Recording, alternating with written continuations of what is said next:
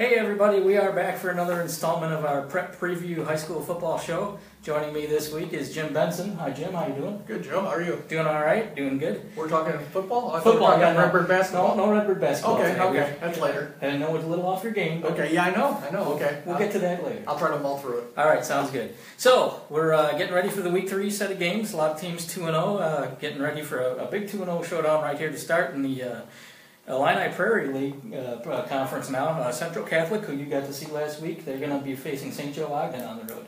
And I'll be there Friday night. There you go. You're on the Saints beat right Covering now. the Saints again. The Saints are off to a good 2-0 start. I was kind of really impressed by their defense last week.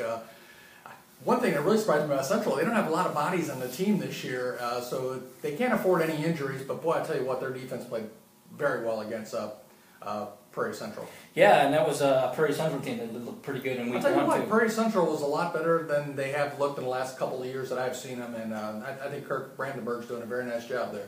So the Saints are ranked at number 7 in Class 3A right now, and obviously a big running game from Simon Davis last week. Yeah, he looked really good. They tried to get him kind of going, I think, a little bit more than the first week against Pontiac. They had a hard time getting him going. They had a lot of penalties that first week. Had some penalties again last week, but they were able to get Simon really going. He gave him almost 140 yards, and when they can get him going and get the run-pass game balanced out, they're a pretty solid team. They are indeed. This week they're playing the St. Joe Ogden team that only had a 2-point lead at halftime against the Rantoul, but then pulled away. Right, St. Joe Ogden is usually always a very solid team. I was kind of surprised by that score against Rantoul. I'm not sure what kind of team they have this year. It must not be one of their better teams, but the Saints know they're going to play well against them. Central played them a couple years ago in the playoffs in Bloomington. This is their first conference meeting, though, as this is their Saints' first matchup against one of the new conference opponents. Right, and one of the heavyweights too, yes, with the Tolono Unity and Monticello, the newer teams, for Central and the other Corn Belt teams. Yeah, got to be one of the most impressive teams so far in the first 2 weeks is Normal West with the amount of points they're putting up. They didn't even have Genesis Forest last week, and they still just handled who was it? Can't remember. O'Fallon, that's right. O'Fallon was a Class 8A team, really, and they just handle them easily. When one force goes down, another comes in. Darren Hess has got them coming out all over the place there, and I have not seen them yet. I can't wait to. When it happens, I'm going to have to get my pen ready because keeping stats for those guys is pretty difficult.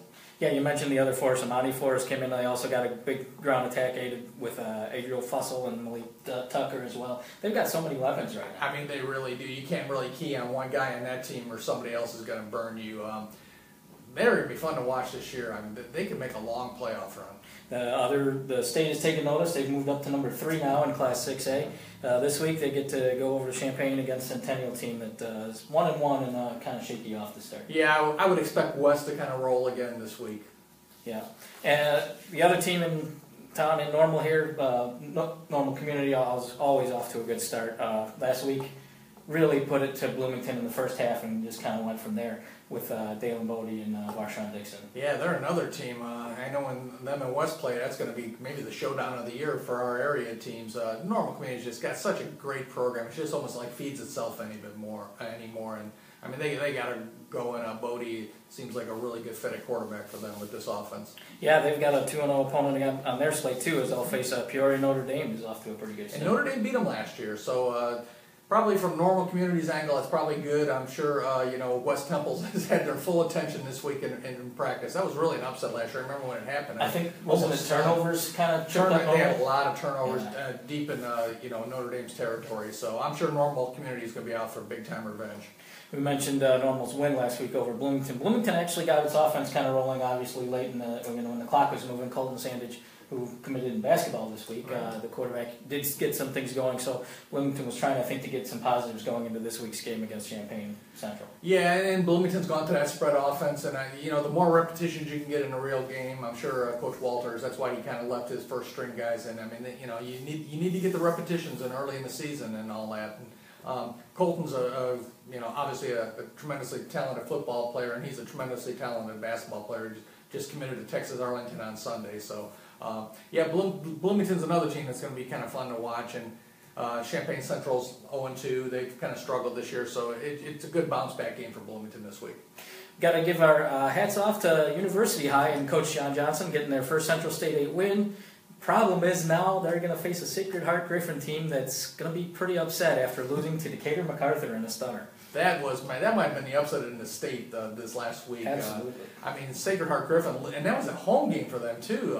Decatur MacArthur, those Decatur teams, they have a lot of athletes in Decatur. A lot of times you don't know who's really going to show up to games, and MacArthur must have brought the whole band, because I'm telling you what, that's a stunner right there, and it's really a bad time for you. I didn't catch that Sacred Heart Griffin coming off that upset. But again, as I said, they are coming off a positive. Their first win, getting that nice win over Decatur Eisenhower. Their defense really had some big takeaways in that game. Yeah, high school sports, just getting one kind of win early in the season just kind of really gets everybody up a little bit. Boy, you start 0-2 going to Sacred Heart Griffin. That would have been a tough road for you, Idaho. It's going to be a tough game, but at least they, like you say, they do have some positives going for them. Yeah, and then taking a look at our one Hartford, Illinois conference game of the week, it's going to be an interesting one. It's Tri-Valley goes to Leroy. It's a non-divisional game this week, both teams are 1-1. Tri-Valley, kind of had to get a late score to beat Eureka to get to 1-1, and Leroy, they're what did they do? They rolled over Tremont. Yeah, Leroy had a tough first week. I can't remember who they lost to. They lost like 7-0 or something like that. A tough first week. The Ridgeview, and BJ Zalesnik had told me in the preseason he was worried about that Ridgeview game because Ridgeview had a lot of kids back, and Leroy does not have a lot of seniors. I think, if I remember right, they have like about 5 seniors on the team, really a low number. And Tri-Valley, they lost a tough game the first week to St. Teresa. I mean, obviously a very good St. Teresa team. Maybe Eureka's a little bit better than we thought this year. So I was kind of surprised by that score. I thought Tri-Valley would kind of roll a little bit more on that game. But obviously these two teams are huge rivals. I mean, they're only separated by about, 7 miles or something like that. So, I mean, that's always a big game for both teams. Taking a look at just a handful of other games here in the heart of Illinois, again, non-divisional week. DMAC still number 3 in Class 2A. They're going to go to Hayworth, and GCMS, I think they're at 6 in 2A, and they're on the road at El Paso Gridley. Yeah, I did the preview of GCMS in the preseason, and I'm telling you what, when I looked at their team, on the practice field, they look like a kind of a 3A football team physically. I think they're going to be one of the teams that goes the longest in our area in the playoffs. That's my prediction. Well, we're going to see if we can hold you to that. Yeah, thank you. We'll come back playoff time and see if the Falcons are still. All right, that's going to do it for our Week 3 show. Thanks for watching, and as always, stay online at Pantagraph.com to get the results as they're coming in Friday night, and be sure to pick up the Saturday paper to get all the reports. Can I say hello to my grandson, Lambert, who was born 2 weeks ago? Hello, Lambert.